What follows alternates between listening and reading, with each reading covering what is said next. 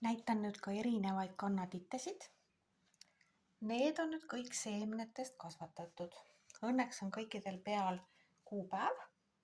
See nüüd on Watermelon Blue ja on 2011 ehk siis novembris külvatud.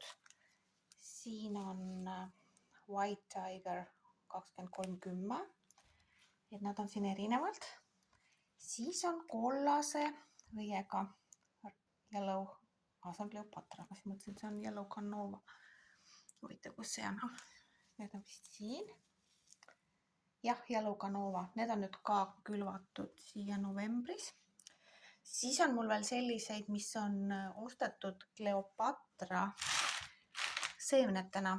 Cleopatra teadupärast on selline rohelise ja tumeda kirjute lehtedega, aga harilikult seemned seda edasi ei anna. Nii et ma täitsa huviga ootan, milline õis neil tuleb, kas kollasega, punasega või mõlema värviga või hoopis mingi kolmas sort.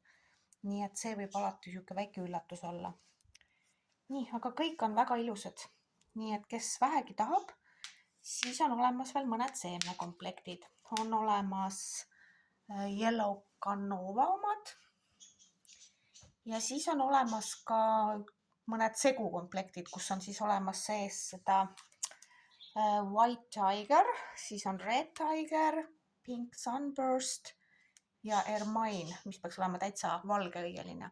Nii et on veel mõned komplektid olemas. Igatahes on väga ilusad.